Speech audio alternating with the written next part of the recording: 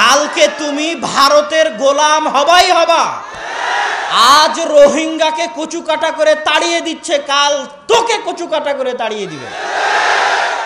আজ আফগানিস্তান ফিলিস্তিনে বোমা বর্ষণ হচ্ছে, কাল তোর বাংলাদেশে বোমা বর্ষণ হবে।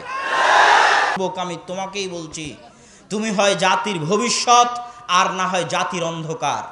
তুমি হয় জাতির ভবিষ্যৎ না হয় জাতির বোঝা।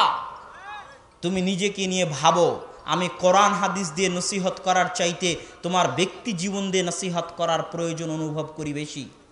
তুমি যদি আজকে পাবজি ফ্রি ফায়ার খেলো, তুমি যদি আজকে তাস জুয়া খেলো, কালকে তুমি ফকির মিসকিন হবাই হবা। কালকে তুমি ভারতের গোলাম হবাই হবা। আজ রোহিঙ্গাকে কচুকাটা করে তাড়িয়ে দিচ্ছে, কাল তোকে কচুকাটা করে তাড়িয়ে দিবে। আজ আফগানিস্তান ফিলিস্তিনে বোমা বর্ষণ হচ্ছে, কাল তোর বাংলাদেশে বোমা বর্ষণ হবে। যদি পাবজি ফ্রি ফায়ার খেলে দিন পার করে, তাস জুয়া খেলে দিন পার করে, এটাই নিশ্চিত সত্য, এটাই পৃথিবী পরিচালনায় আল্লাহর বিধান। আবু বকর ওমর এরকম ছিলেন না, ওসমান আলী এরকম ছিলেন না, খালিদ বিন ওয়ালিদ আমর বিন আস এরকম ছিলেন না। এমনি 23 বছরে আল্লাহর রাসূল সারা পৃথিবীতে বিপ্লব সৃষ্টি করেননি। আর এমনি ওমর ইবনুল খাত্তাব সারা পৃথিবীর অর্ধ পৃথিবী শাসন করেননি। তারা ছিলেন আল্লাহর গোলাম, আল্লাহর দাস। আল্লাহর গোলাম আর আল্লাহর দাস হওয়ার অর্থ মানুষ বুঝে না। ওয়ামা খালাকতুল জিন্না ওয়াল ইনসা ইল্লা লিয়াবুদুন, আমি মানুষ এবং জিনকে সৃষ্টি করেছি আমার ইবাদতের জন্য। এই অনুবাদ করলে মানুষ বুঝে যে সালাত সিয়াম করার জন্য মনে হয় আল্লাহ সৃষ্টি করেছে, এই জন্য আমি এই অনুবাদ করি না। ইয়াবুদুন শব্দটা এসেছে আব্দুন থেকে। আব্দুল্লাহ মানে আল্লাহর দাস, আল্লাহর গোলাম। ইয়াবুদুন মানে আল্লাহর দাসত্ব করার জন্য। ওই 5 মিনিটের মসজিদে সালাত আদায় করবা, এই জন্য আল্লাহ সৃষ্টি করেছে। আর রমাজানের 1 মাস সিয়াম পালন করবা, তার বাইরে কিছু নাই। মসজিদ থেকে বের হয়ে কিছু নাই, মসজিদের মধ্যেই ইসলাম, এটাই ইবাদত, এটার জন্যই আল্লাহ সৃষ্টি করেছে, এটা নয়। আল্লাহ তার দাসত্ব, ইয়াবুদুন মানে আল্লাহর দাসত্ব 24 আওয়ার্স, সকাল থেকে সন্ধ্যা 24 ঘন্টা, জন্ম থেকে মৃত্যু, প্রত্যেক পদক্ষেপে আল্লাহর দাসত্ব করার নাম হচ্ছে ইয়াবুদুন, দাসত্ব করা। আল্লাহর দাসত্ব করলে আমার আপনার কি লাভ? কেন বললাম যে আবু বকর ওমর আল্লাহর দাস ছিল? এই জন্য বিশাল সফলতা। যে পাবজি ফ্রি ফায়ার খেলছে ও আল্লাহর দাস নয়। এইটা কি আপনাকে শুনতে, মানুষকে শুনতে মাঝে মাঝে কেমন লাগে যে আল্লাহর দাস কথাটা কেমন? দাস মানে তো কৃতদাস। কিন্তু আজকে আমি আপনাকে বুঝানোর চেষ্টা করি, 1-2 মিনিটে পারি কিনা দেখেন। 1-2 মিনিটে খুব মনোযোগ দিয়ে আমার দিকে তাকিয়ে থাকবেন। পৃথিবীতে প্রত্যেকটা মানুষ কোনো না কোনো কিছুর দাস। পৃথিবীতে এই যে আমার সামনে আপনারা যতজন বসে আছেন, আমি মঞ্চে আছি, আমার পিছনে যতজন আছে, সবাই কোনো না কোনো কিছুর দাসত্ব করে।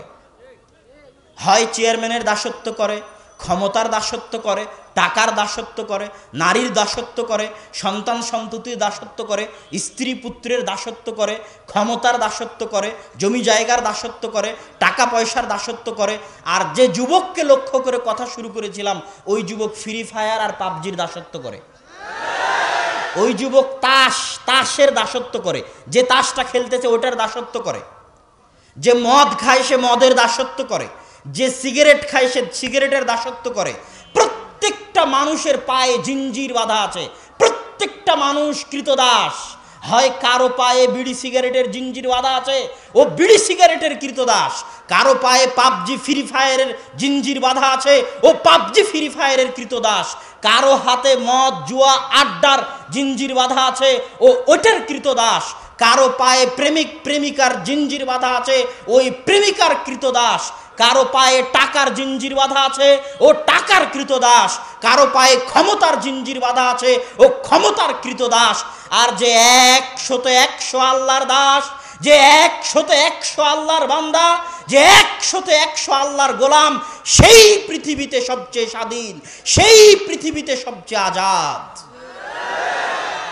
1971 সালের স্বাধীনতা স্বাধীনতা নয়, 1947 সালের স্বাধীনতা স্বাধীনতা নয়। আল্লাহর 100-তে 100 গোলাম হওয়া মানে পরিপূর্ণ স্বাধীনতা। ইব্রাহিমের মতো যে 100-তে 100 আল্লাহর গোলাম হতে পারবে, যার পায়ে ফ্রি ফায়ার পাবজির জিঞ্জির থাকবে না, যার পায়ে টাকার জিঞ্জির থাকবে না, যার পায়ে নারীর জিঞ্জির থাকবে না, যার পায়ে অর্থ ক্ষমতার জিঞ্জির থাকবে না, পৃথিবীর কোনো ক্ষমতা, পৃথিবীর কোনো শক্তি, পৃথিবীর কোনো নীতি নৈতিকতাকে যে পরোয়া করবে না, একমাত্র শুধুমাত্র মাথার চান্দি থেকে পায়ের পাতা পর্যন্ত আল্লাহর দাস হবে, আল্লাহর গোলাম হবে, সে পারমাণবিক বোমের চাইতেও শক্তিশালী।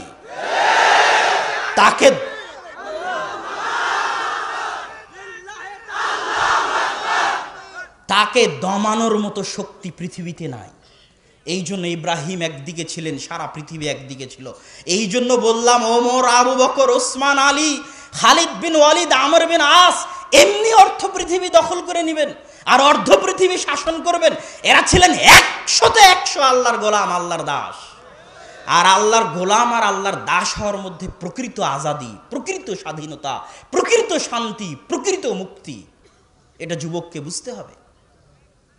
অতএব সম্মানিত উপস্থিতি, উপস্থিত যুবক সমাজের প্রতি আমার অনুরোধ, আমরা যদি দেশ জাতির মুক্তি চাই, উন্নতি চাই, তাহলে এই নেশা থেকে বের হয়ে এসে মুসলিম উম্মার কল্যাণার্থে, দেশ জাতির কল্যাণার্থে আমাদেরকে কাজ করতে হবে, এগিয়ে যেতে হবে।